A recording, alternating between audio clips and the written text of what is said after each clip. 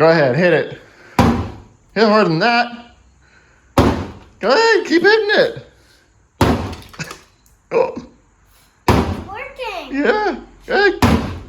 I'm good at this. Yes, you are. This is my size. Yeah. Now, do you see how many pieces is coming out? Yeah. Good at this. Huh? There. What'd you think of that? That was good. Ready? Watch. That was hilarious. That was hilarious.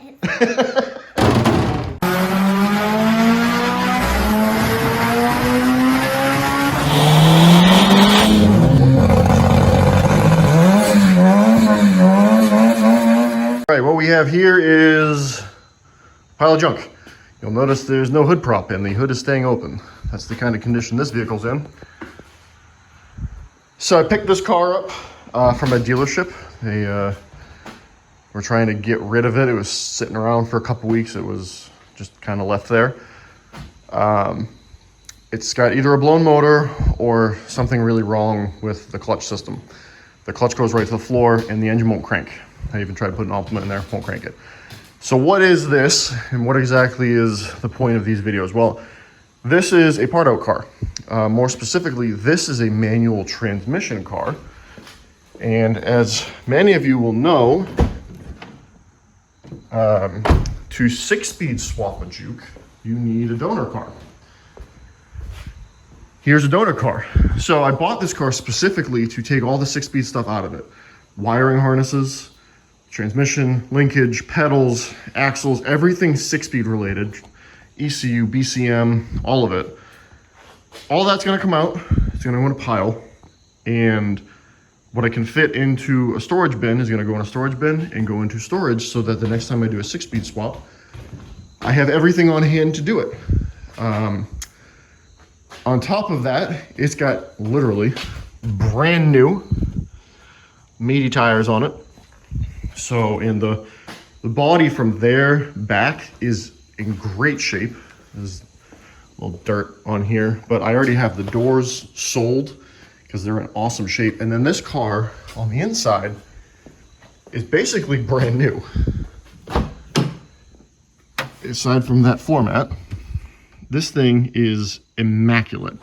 The shifter's not even worn out.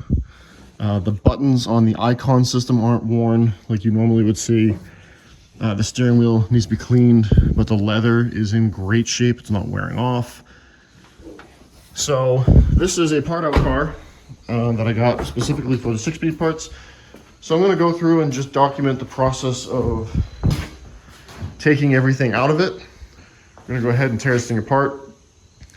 Things that I'm going to save. These gator lights are in good shape. The fenders I'm gonna save and hold on to. Front bumper I'll put in my bumper collection in case anybody needs one. So that stuff's all gonna get taken off. That's the first thing we're gonna do, and drain fluids out of it.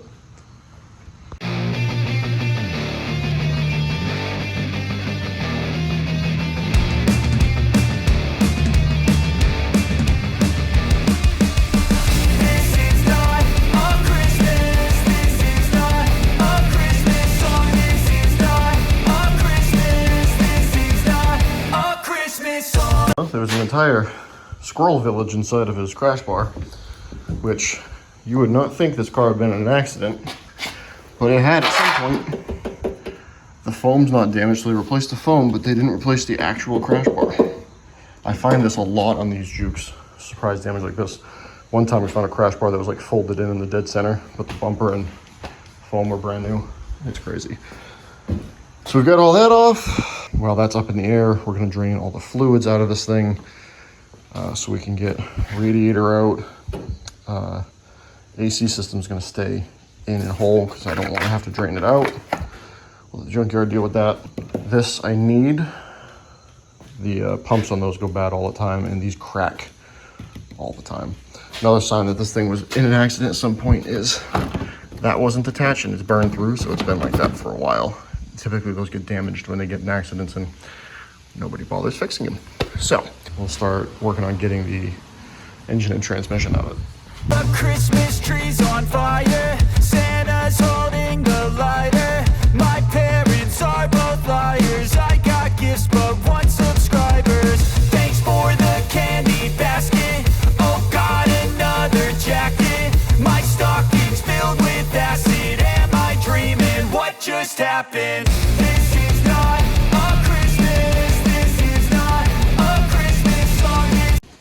So I kind of feel bad for this guy. So I'm noticing the brakes are brand new, like brand new.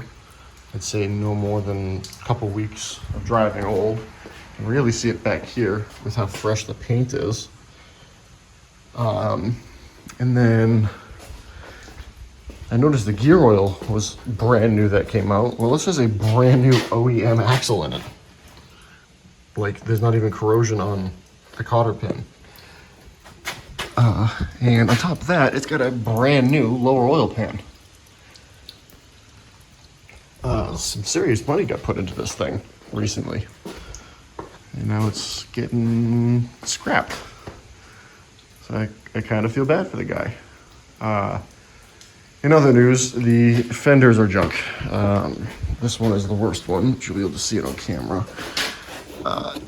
It's all rotted down there. What happens is that's all dirt and mud that accumulates in there, and nobody ever cleans that. So it just holds moisture in and it rots it out, which sucks because the rest of the fender's in really nice shape. But it is what it is. One of the lights is cracked, so that can get repaired. And then with these cleaned, they're ready to get used. So it's always good to have stuff like that laying around because those always end up getting broken. So waiting for the coolant to drain out.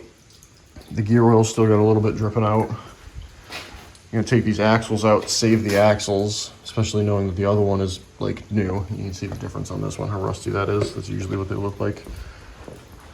And you can see that is brand new. So I'm gonna save the axles too. The fact that the transmission had fresh gear oil in it and all this work was done tells me that transmission should be in good shape. There's another sign that this thing was in an accident. That got painted over, which would be why the paint on this thing is in such good shape on the sides. Yeah, I'll wait for that to drain out, and then we'll take the radiator out and the axles and all that good stuff and go from there. The oil's already been drained out of it.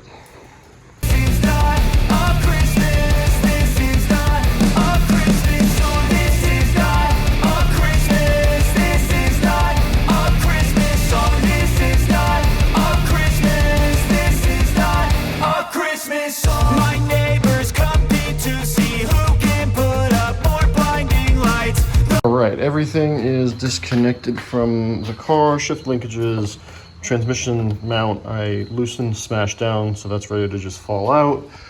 The engine mount side is just being held on by the two outside bolts. That's ready to come out.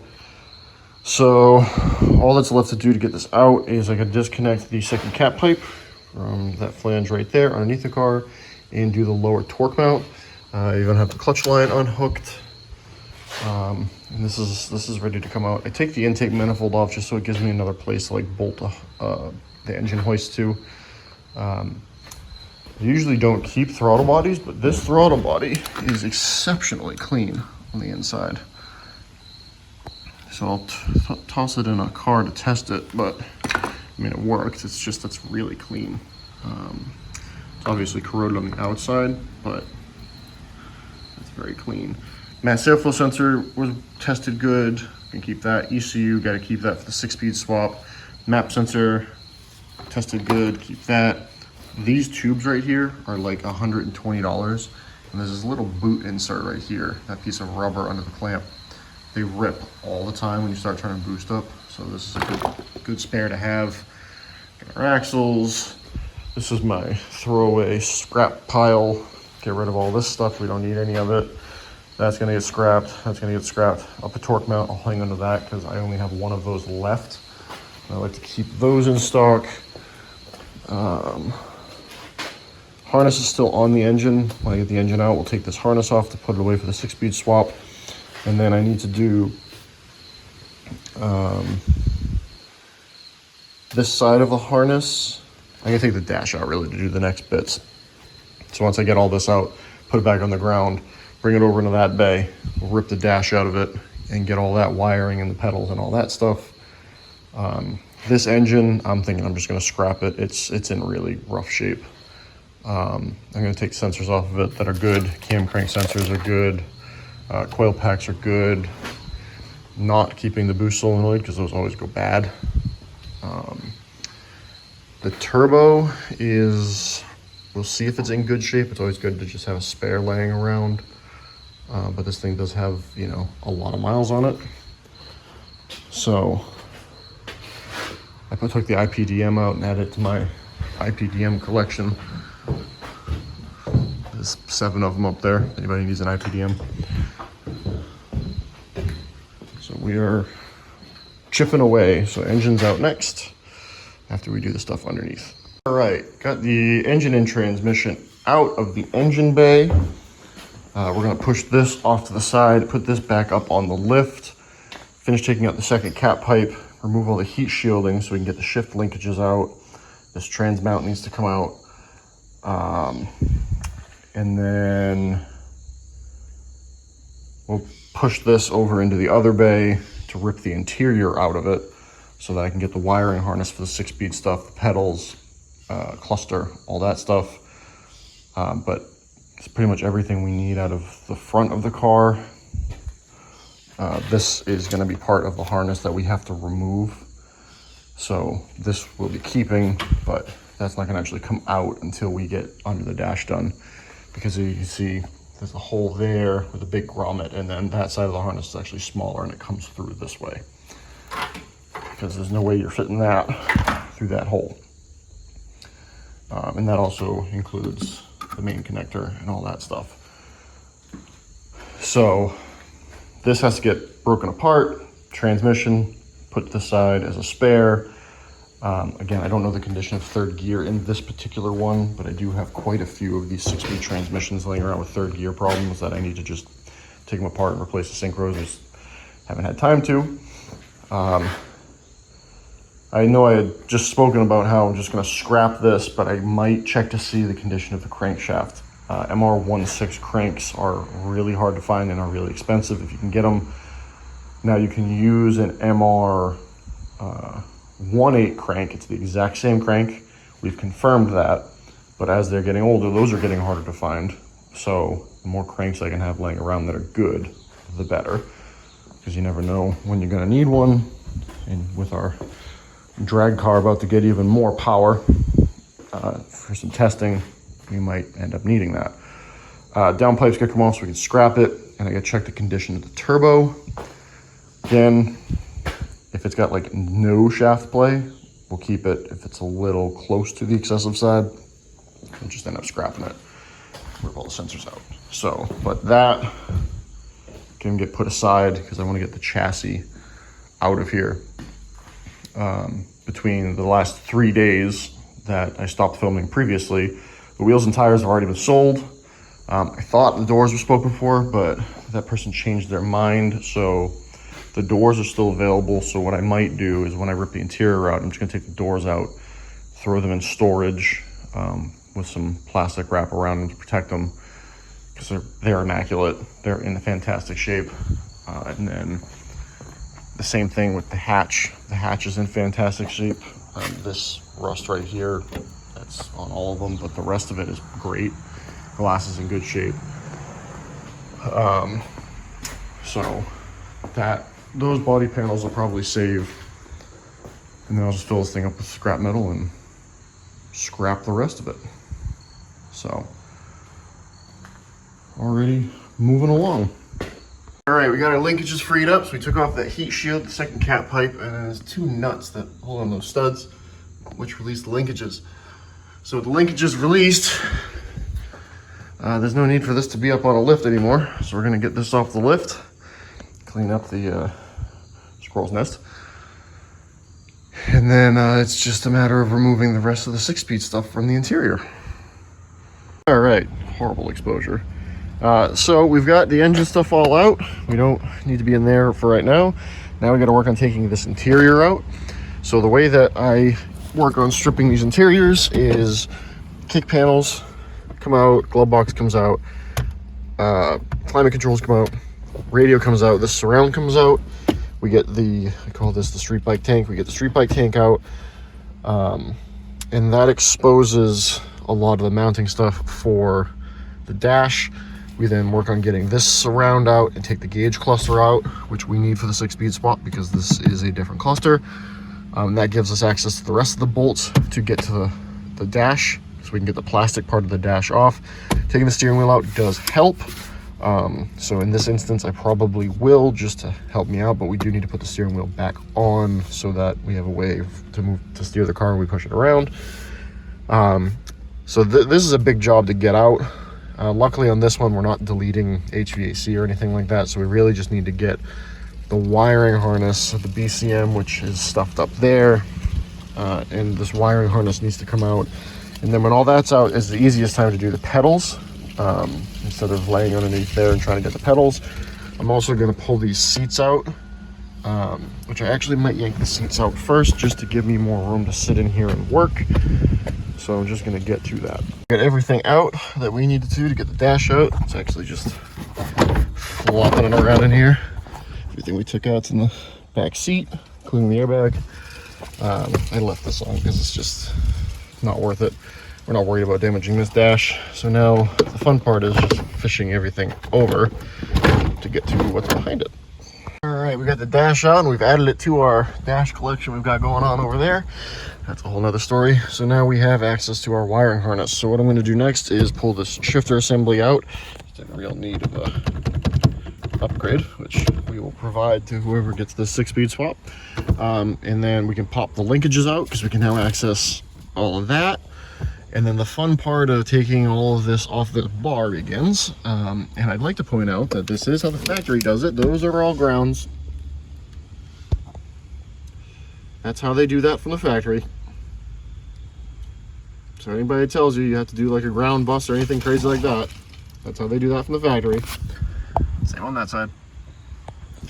So we got to get all this unhooked, all the modules, like this module, the module over there, the BCM, which is in there, which if you do this with the dash in and the harness in, you have to go in from underneath to get, which sucks. So that's all got to come out. Part of getting that out is we got to take these vent tubes out. And then that should be it. I'm going to leave the airbag module in. We don't want to put used ones of those in cars. Yeah, so this is held in pretty much by these big zip ties all the way across. Now, you could take out the bar with the harness on it. You can.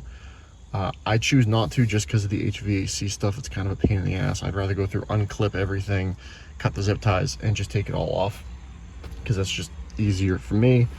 And then once the harness is out, or mostly out, we can start picking away at taking this stuff off so we can get to the pedals.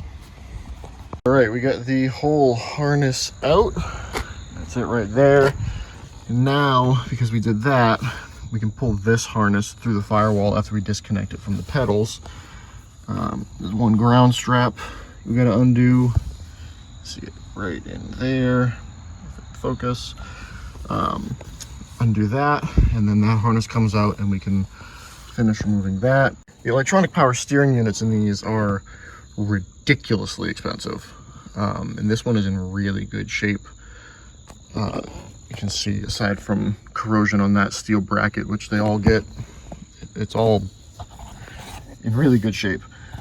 So I was gonna leave this in to be able to steer the car around, but I'm thinking we're gonna take it out so that we can put that aside in case somebody needs it. We have a method of gutting them to take about 10 pounds out of them too for the faster cars who don't want power steering. So that's an option as well. They're really easy to take out. It's 4 bolts and the whole thing just drops right down. So that's not a big deal. And then if we do that, it makes it even easier to get the pedal assemblies out. So just another thing. Still got to take this out. I got this linkage off. I got to get a pry bar to pop that off, and then 4 bolts, and then this will come out. And then under the carpet, which I'll just cut open to make it easier for myself, there's just a grommet. Pop the grommet free and pull the whole linkage assembly through, and then that's out. So we almost have everything we need out of this car. We're getting there. So we have everything out of here that we need. That harness just has to get pulled through. And then that's all the wiring that we need for this swap. I have these modules in here to take out too, but it's a couple screws and that'll come out. The amount of hardware you have to remove to do this is pretty crazy. But here is the pedal assemblies. We got clutch and the brake and gas pedal assembly. This is different between the CVTs in this car and the 6-speeds. We have the whole steering column with the motor, shifter, linkages, interior wiring harness. I got to pull the transmission off of this engine. I have the axles already put away. If you're wondering why you need the interior harness, that is because of a difference between, there's 2 pins or 4 pins, I can't remember off the top of my head, in here that have to do with this. These are the clutch position sensor connectors. So that is needed so that the car won't start without the clutch pushed in, which is pretty important. And also it does tell the ECU when it's fully depressed to adjust the way it idles. So those are very important. Can you do this swap without those? Yes. Is it the right way and the safe way to do it? No, not at all. The right way to do it is have all the safety features, which is that. So I know our drag strip that we go to, if you can start the car without the clutch pushed in, they won't let you run. It's a safety problem. So, and that's an NHRA certified racetrack. Them be the rules. So you need that. So it's about, not counting removing the engine, so just the interior stuff, it's probably about 4.5 hours for somebody like me who's done this a lot. I think I've done this 12 times now. Just stripping stuff for 6-speed swaps and harnesses and things like that. So I've done this a lot and I know where to look for things. But for a regular person to go and do it, this is a full day. I know the first time I did this, it took me probably 8-9 hours to do. I also did try to take the bar out with it all on there, and I won't do that anymore. So we got our 6-speed in a box, almost ready to go here. It's pretty neat. All right, you'll notice that the chassis harness in the engine bay is out. There's the big old grommet for the firewall. So as far as 6-speed stuff goes, this thing is officially stripped out. So all that we're going to be taking off before this car gets scrapped is I want to take off the doors. I'm going to take out the seats and the rear hatch. We're not going to take the taillights, even though they're in good shape. I have, like, I think a dozen pairs of good taillights upstairs in storage, so we don't need any more of that. So doors, which now the wiring's off, is actually really easy to get. The wiring unplugged for the doors is the hardest part. And that's all unplugged, so now it's just that bolt there. And if we come through here and we open this up all the way, you can see the hinge bolts down in there. So this door's not opening all the way, so let's put the car back a little bit so we can get it open. We'll get those off. Doors are sellable. The hatch is also resellable, but I actually I have another hatch, but I need one that doesn't have a wing on it for a project that is coming up. I might even use these doors for that project as well, but we will see. There we have it, stripped down of everything that it's worth, pretty much. I forgot about that. So other than that, stripped out for everything that is worth. Doors off, seats out, 6-speed conversion, ready to go in a box basically. So this is the treatment that we give to all of the old neglected Jukes that we buy. And we have loads and loads of parts off of them because of it. So if anybody needs parts, email address is on our website, thefastreligion.com.